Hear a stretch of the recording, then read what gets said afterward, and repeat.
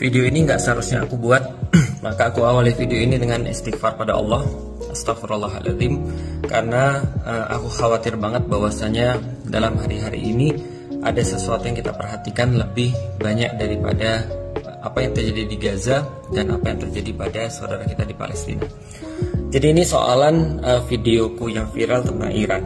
Jadi gini teman-teman sekalian, alhamdulillah makasih banget pada teman-teman yang sudah ngasih aku nasihat, ngasih aku pengingat, ngasih aku tulisan-tulisan. Semuanya insya Allah aku baca, aku perhatikan, dan tentunya itu pasti jadi masukan buat aku untuk di masa depan dan pengetahuan-pengetahuanku.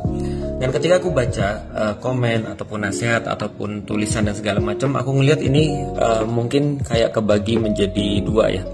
Pertama adalah orang-orang yang mungkin memang tidak memahami atau tidak ngerti atau salah paham dengan apa yang aku sampaikan, dan apapun itu aku beristighfar pada Allah, aku minta ampun pada Allah, berarti apa yang aku sampaikan belum cukup untuk dipahami oleh orang. Yang kedua, ada fanboy Iran yang mungkin ketersinggungan mereka ketika Iran itu dalam tanda kutip mendapatkan komentar itu lebih besar dan lebih tersinggung daripada mereka melihat misalnya apa yang kejadian yang ada di Palestina.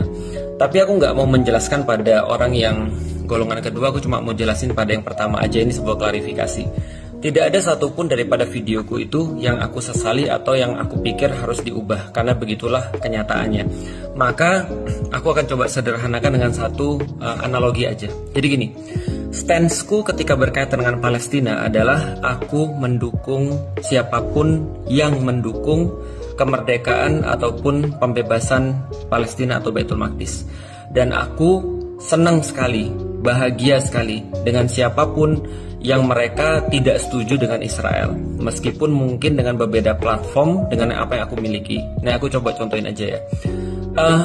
Aku secara pribadi menerima banget ketika teman-teman dari LGBT mereka gabung untuk bisa memperjuangkan kemerdekaan Palestina. Tapi kita harus tahu bahwasanya ketika aku bekerja sama dengan mereka, aku bahagia dengan ketika mereka mendukung kemerdekaan Palestina. Itu bukan berarti aku setuju dengan keyakinan mereka, tapi aku bahagia dengan keadaan mereka. Aku bahagia dengan ketika mereka mau turun ke jalan, mereka mau untuk menyuarakan apa yang terjadi di Palestina, genosida, ketidakadilan, dan seterusnya. Platform mereka adalah kemanusiaan, dan di titik itu aku bersama dengan mereka, aku bareng-bareng dengan mereka. Nah, bahagianya aku, kebersamaanku dengan mereka, kerjasamaku dengan mereka tidak menjadikan aku lantas setuju dengan platform mereka atau keyakinan mereka. Jadi artinya dari segi kemanusiaan kita sama, dari keyakinan kita berbeda. Artinya itu pun stanceku atau caraku berpikir, caraku bersikap yang sama seperti Iran. Ketika Iran berbeda keyakinan dengan aku, itu tidak membuat aku lantas tidak bahagia ketika Iran menyerang Israel atau Iran konflik dengan Israel. Tidak membuat aku begitu. Aku senang banget. Artinya adalah itu menjadi stanceku dalam kasus ini. Nah, teman-teman sekalian, yang aku sampaikan adalah sama seperti LGBT. LGBT itu bukan bela Palestina karena mereka pengen pembebasan Palestina itu dilihat dari segi agama, religius, tentu tidak dari keyakinan juga. Nah, sama seperti yang aku sampaikan bahwasanya apa yang dilakukan oleh Iran itu bukan karena mereka membela Palestina, tapi karena mereka diserang dalam kasus ini. Tapi bukan berarti aku menegasikan bantuan mereka, bukan berarti aku menegasikan komitmen rakyat-rakyatnya misalnya, bukan berarti aku menegasikan bantuan-bantuan yang mereka misalnya ataupun segala macam yang mereka sudah lakukan untuk saudara-saudara kita di Baitul Maqdis, tidak. Dan juga tidak menjadikanku sekali lagi satu pandangan dengan mereka dengan keyakinan. Artinya itu sih sebenarnya. Ya semua udah aku sampaikan di video itu sih. Cuman mungkin ada orang yang lihatnya nggak utuh, ada orang yang memang niatnya misuh. Ada orang yang mungkin ya tadi. Tapi balik lagi, aku istighfar pada Allah. Ayo balik lagi ke Gaza, ayo balik lagi ke Palestina.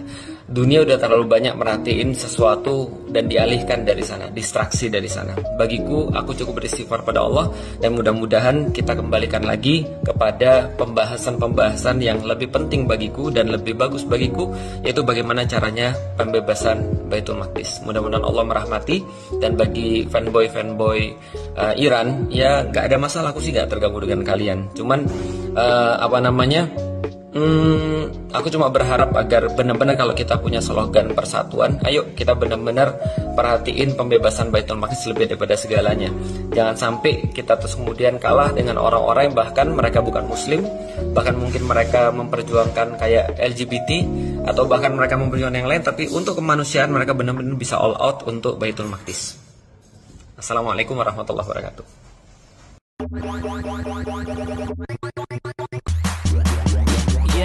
Let me do that.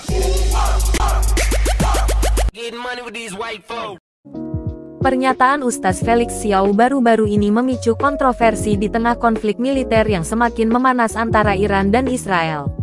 Dalam sebuah pernyataan yang viral di media sosial, Felix menegaskan bahwa serangan Iran ke Israel bukanlah bentuk dukungan terhadap perjuangan rakyat Palestina. Sebaliknya, dia menilai tindakan Iran lebih didorong oleh konflik langsung antar negara dan kepentingan politik regional. Apakah Iran menyerang Israel karena ia pro-Palestina? Jawabannya tidak, ujarnya dalam salah satu video kajian yang tersebar luas di berbagai platform digital. Karena Iran nyerang Israel karena dia diserang duluan. Sederhana, lanjut Felix Xiao. Dia bahkan menyebut bahwa Iran dan Israel dulunya merupakan sekutu dekat. Felix Xiao mengutip sejarah hubungan kedua negara sebelum revolusi Islam Iran pada 1979. Dalam narasinya, dia mengatakan bahwa Perdana Menteri Israel Benjamin Netanyahu sendiri pernah mengungkapkan keinginan untuk mengembalikan hubungan hangat masa lalu antara kedua negara. Netanyahu bilang, "Mari kita kembali ke masa lalu di mana kita bestian. Karena yang bangun kuil Sulaiman kedua itu Iran, itu Persia. Maka mereka dulunya besti," ucap Felix. Lebih lanjut, Felix Xiao menyatakan bahwa konflik Iran-Israel bukan bagian dari perjuangan membela Gaza. Dia menganggap pertempuran dua negara tersebut hanya bagian dari tarik-menarik kepentingan global, khususnya antara Amerika Serikat dan Iran, di mana Israel berperan sebagai proksi utama AS di Timur Tengah. Masalahnya nggak terkait dengan Gaza, artinya kalau ada apapun dengan Iran, Gaza akan tetap juga sama, tegasnya. Ustaz Felix Xiao lantas mengingatkan umat Islam untuk tidak terjebak pada narasi media yang membingungkan dan lebih memilih fokus pada siapa yang benar-benar merugikan musuh umat. Dia juga menegaskan bahwa membela Palestina tak harus berarti membela akidah Iran. Kalau Iran membuat repot Israel, maka kita cukup menyikapinya seperti ketika aktivis non-muslim membela Gaza. Kita tidak membela akidah mereka, tapi kita melihat siapa yang merepotkan musuh umat. Itu saja, ujarnya. Dalam konteks ini, Felix juga menyampaikan kritik terhadap sikap umat Islam yang ia nilai belum sepenuhnya serius dalam membela Palestina. Dia menyebut dirinya malu atas lemahnya komitmen kolektif umat Islam terhadap penderitaan warga Gaza. Pernyataan ini sontak menuai gelombang kritik dari netizen dan sejumlah pengamat. Banyak yang mempertanyakan kapasitas Felix dalam berbicara soal isu geopolitik yang kompleks. Beberapa netizen bahkan menyindirnya sebagai ustaz rasa pakar intelijen, alias sok tahu. Hamas memuji Iran, pahlawan besar Palestina yang syahid. Yahya Sinwar bahkan pernah menyebut Iran sebagai penyelamat Palestina. Tiba-tiba, seonggok daging bernama Felix Xiao, yang kontribusinya cuma 0,000000000000000001% dari Yahya Sinwar, malah mendemonisasi Iran, tulis salah satu akun X dengan nada tajam. Pengguna lain mempertanyakan latar belakang akademis Felix dalam menyampaikan analisis politik. Kapasitas Felix bicara ini sebagai apa? Ustaz, pengamat geopolitik, atau apa?